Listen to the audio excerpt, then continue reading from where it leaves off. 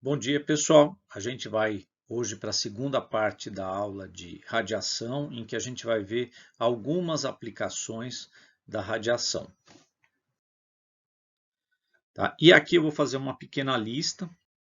Tá? Nós vamos começar com uma aplicação bem laboratorial, que é a microscopia eletrônica. Se a gente recordar as aulas de microbiologia, eu tenho dois tipos básicos de microscopia. A microscopia que a gente chama de microscopia óptica e outro tipo de microscopia que é essa chamada eletrônica. E as duas elas têm princípios físicos completamente diferentes e elas têm usos muito diferentes.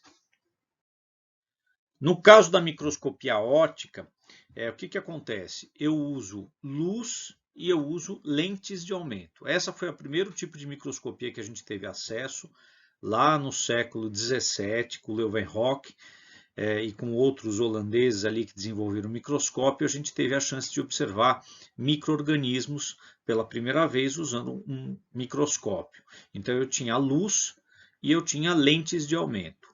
O que acontece? Esse tipo de microscopia ele tem uma limitação física que está ligada ao comprimento de onda da luz visível, que é em torno aí de 0,4 micrômetros ou 400 nanômetros. Por quê? Porque qualquer coisa menor do que esse comprimento de onda, ela acaba sofrendo uma distorção, né? Eu tenho essa limitação. Coisas maiores, ok. Coisas menores eu não consigo ver direito. Então, o nosso limite de visualização com nitidez na microscopia óptica é dado pelo comprimento de onda da luz visível. Já na microscopia eletrônica, aqui é uma microscopia óptica mostrando células. Vamos comparar essa imagem com a microscopia eletrônica, que vocês já vão ver a diferença dos dois tipos. Tá? Então aqui eu estou usando luz e lentes.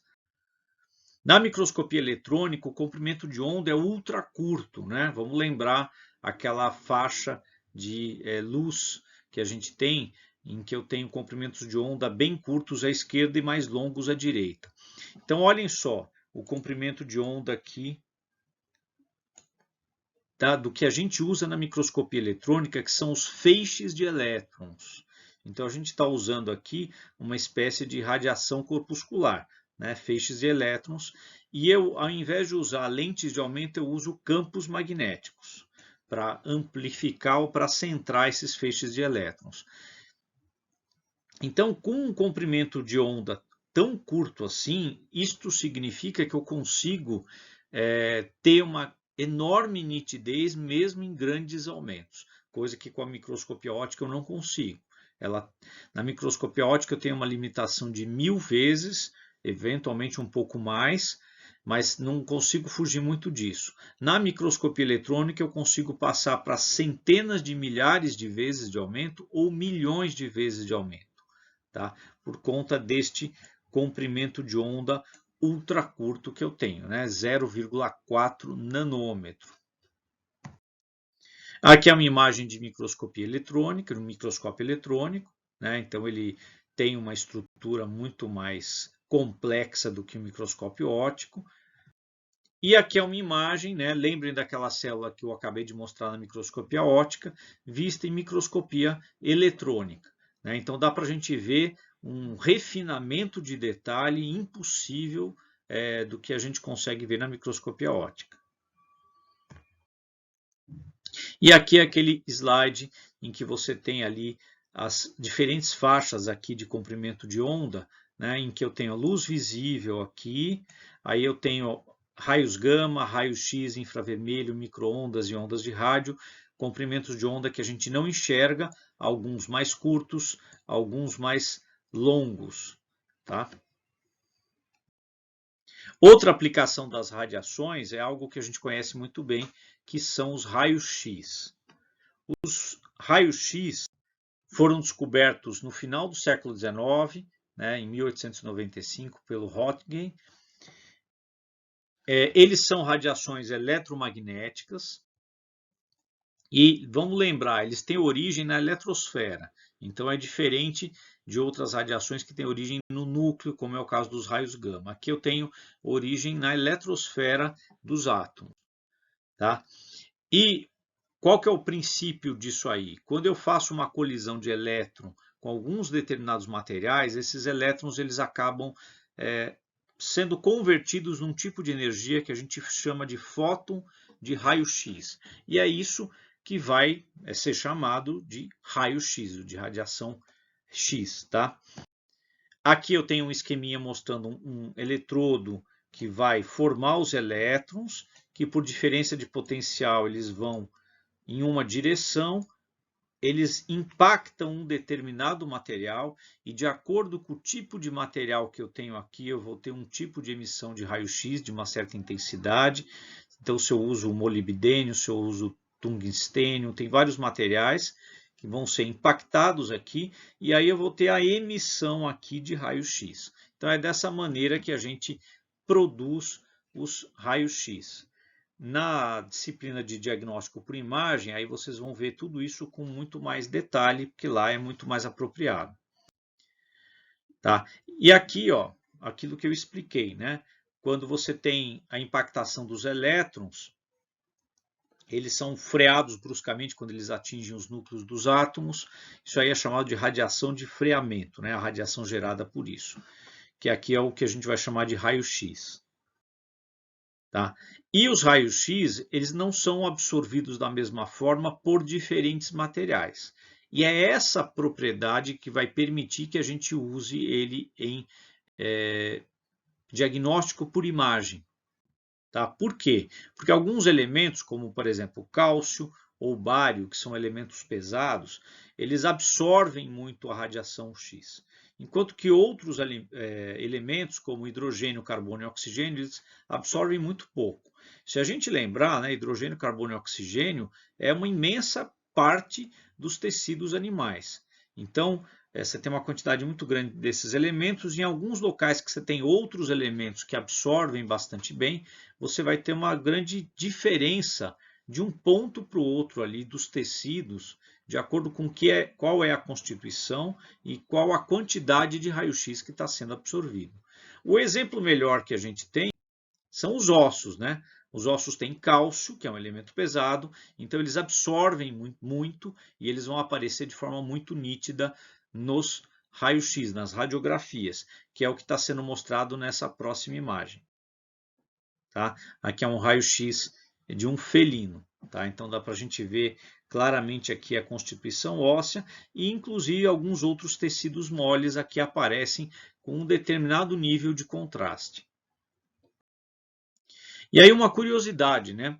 As televisões antigas e os monitores antigos de computador, eles eram feitos com tubos que tinham emissão de raio-x, né? Mas era uma emissão muito baixa e o próprio vidro, né, da televisão do monitor conseguia segurar essa radiação. Tá? Foram feitos testes já muitas vezes e o nível de radiação que chegava para as pessoas que estavam olhando, né, a televisão é muito baixo, 1/10 da radiação que a gente recebe aí no próprio meio ambiente. Então era uma coisa totalmente sem risco. E se a gente está falando de raio-x, é um ponto interessante aqui falar sobre a proteção, porque essa é uma radiação que atravessa os materiais, né? E ela tem bastante energia. Então eu preciso ter condições para refrear essa radiação para que ela não atinja locais, estruturas e seres vivos que não são para serem irradiados com isso, que estão fora aí, por exemplo, da área de diagnóstico. Tá? Então, como eles vão sendo absorvidos com os diferentes materiais, tem certos materiais que são muito bons para segurar os raios-x. Tá? E a gente tem uma variável aí, né, que a gente chama aí de camada semi-redutora, que é o tamanho de uma camada de um determinado material que reduz a intensidade do raio-x pela metade. Por isso que é chamada de semi-redutora. Assim a gente consegue comparar diferentes materiais. Qual que é a espessura de plástico que reduz um raio-x pela metade? Qual é a espessura de ferro que reduz um raio-x de uma determinada intensidade pela metade e assim por diante? O mais famoso redutor aí que a gente conhece é o chumbo, né? O chumbo ele tem uma espessura de 0,86 centímetros em termos de camada semi-redutora, tá certo? Então, se eu quiser reduzir pela metade, eu coloco 0,86 centímetros, e se eu quiser reduzir para 25%, eu dobro esse valor e assim por diante, tá? E a título de comparação, olhem só, se eu quiser usar o ar para reduzir a radiação, olha a distância que eu tenho que ter, 25 metros, né? Então, uma pequena lâmina menor que 1 centímetro de chumbo, ela reduz mais do que uma distância, por exemplo, de 20 metros de ar. A outra aplicação que a gente tem das radiações é radioterapia, né? Aí radioterapia para a gente tratar especificamente tumores, tá? Que é o que está sendo colocado aqui. A gente tem algumas modalidades aqui nessas radioterapias. Eu tenho tanto os raios X quanto os raios gama, os dois são usados, né? Os raios X, em alguns equipamentos que usam uma intensidade um pouco menor, que são chamados equipamentos de quilovoltagem, né? Eu tenho tratamento para câncer de pele. Em alguns equipamentos que têm uma intensidade maior de raio X, que são os de megavoltagem, né? Eu tenho tratamento de câncer para alguns órgãos profundos que estão lá dentro. Então, útero, próstata, bexiga, pulmão, por exemplo. Tá? Então, eu vou usar esse tipo. E eu tenho os raios gama, né? Que são feitos em outro tipo de equipamento, né? E são usados em algumas circunstâncias muito especiais. Tá? E o que a gente precisa lembrar, né? A radiação ela não afeta só a célula tumoral, ela afeta todas as células. Mas como as células tumorais elas são especialmente ativas metabolicamente, o tumor é aquilo que está crescendo sem limite, está crescendo de forma muito acelerada, então eles são particularmente sensíveis em qualquer coisa que mexa com a replicação do seu DNA.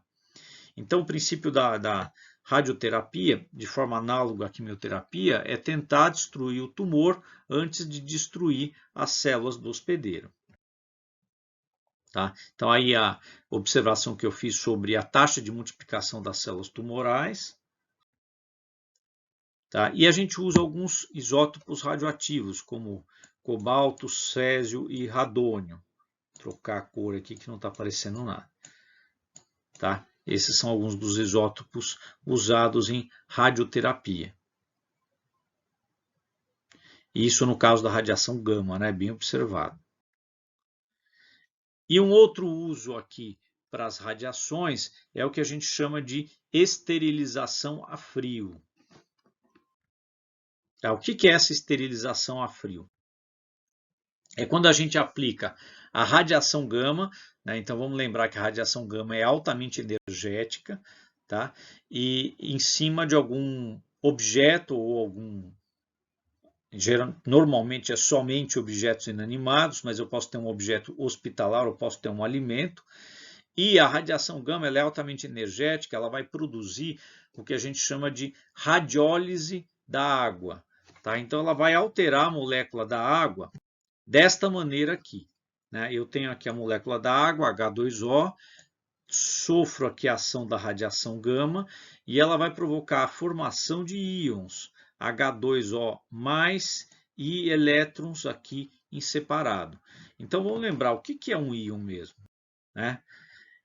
Íon é uma coisa diferente de um átomo ou uma molécula normal, né? Geralmente eu tenho átomos ou moléculas que estão com a carga alterada, ela não está equilibrada, a carga de elétrons e prótons ela está desbalanceada. Geralmente a formação de íons se dá por arrancar elétrons da eletrosfera ou ganhar elétrons ali. Então você pode ter tanto carga positiva quanto negativa. Tá? Se eu tiver uma carga negativa, esse íon eu vou chamar de ânion. E se eu tiver uma carga positiva, vou chamar esse íon de cátion, tá? Que é o que está escrito aqui e já foi tratado em algumas aulas anteriores. Então, isso aqui é só uma mini revisão do que já foi visto. O que interessa para nós é que esses íons formados são altamente reativos, justamente porque eles estão desbalanceados eletricamente. Então eles vão reagir com matéria orgânica, especialmente, né, mas não só, com o DNA. E aí eles vão provocar dano no DNA das células. Tá? E o que se avalia é que 2/3 dos danos que a gente tem nas células são decorrentes da radiólise da água. Existem alguns outros danos que são diretos da radiação, também, por exemplo, em cima de DNA, tá? Mas que independem da radiólise da água. Mas a radiólise da água é o mais importante em termos quantitativos.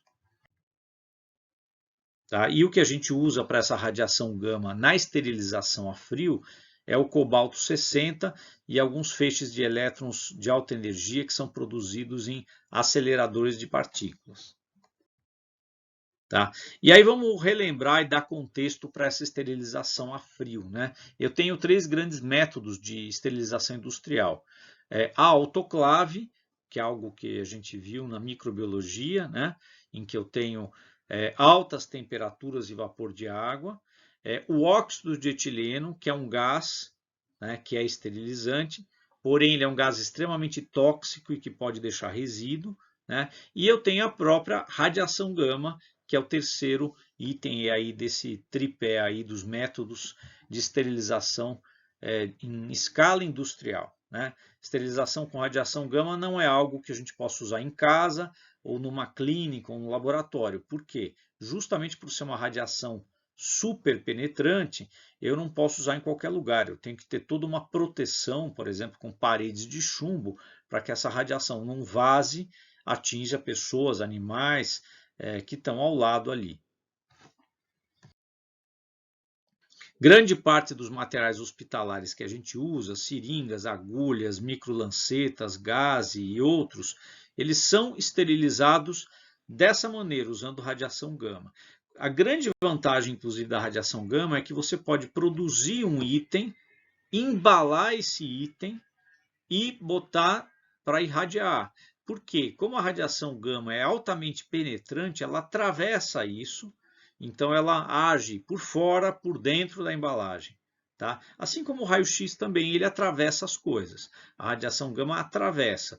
Então ele é muito prático para a indústria. E eu tenho que lembrar também que muitos alimentos são irradiados. Né? A gente pode ficar com medo, né? Falar assim, nossa, será que os alimentos vão ficar radioativos? Mas o nível de radiação dos alimentos é extremamente baixo depois do processo e eles não oferecem risco à saúde, não. Aqui são só alguns exemplos de alimentos que sofrem radiação e radiação. Tá? E eu coloquei aqui diferentes propósitos, né? Como, por exemplo, inibir a germinação, que é o caso da batata, da cebola e do alho. Né? Então, aí eu estaria tendo um propósito no próprio vegetal ali, para que ele não fique germinando e as pessoas deixem de consumi-lo por causa disso. Tem um outro propósito que é para eliminar insetos e alguns tipos de parasitas em cereais, legumes, frutas secas, peixe, carne frescos e secos. Retardar o amadurecimento no caso de frutas e hortaliças frescas. Prolongar o tempo de armazenamento, né? Por quê? Peixe fresco, morangos, por exemplo, se eu irradio, eu evito que contaminantes deteriorem esses produtos. Tá? Que é uma coisa um pouco distinta desse último item aqui, que é para eliminar agente patogênico, que é causador de doença. Então, aqui nesse último item, eu vou irradiar alguns alimentos para evitar doenças veiculadas por alimentos. Né? Que são as famosas DTAs, doenças transmitidas por alimentos. Então, aqui eu tenho como exemplo marisco fresco e congelado, carne de aves e de outros animais cruas ou congeladas, tá? Podem ser irradiados.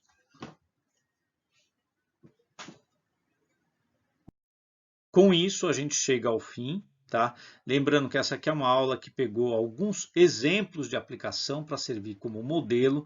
Existe muito mais coisa do que isso, né? Então, por exemplo, na parte de diagnóstico por imagem, eu tenho a tomografia, que é basicamente um raio-x em fatias ali do corpo animal, que dá uma dimensão meio em 3D do que está acontecendo ali nos tecidos, né? E tem muitas outras aplicações, inclusive imunoterapia para câncer, que usa elementos radioativos. Então, a aplicação é o que não falta, mas dentro das possibilidades que a nossa carga horária permite, eu acho que a gente conseguiu dar uma ideia de algumas vertentes de aplicação, tá certo?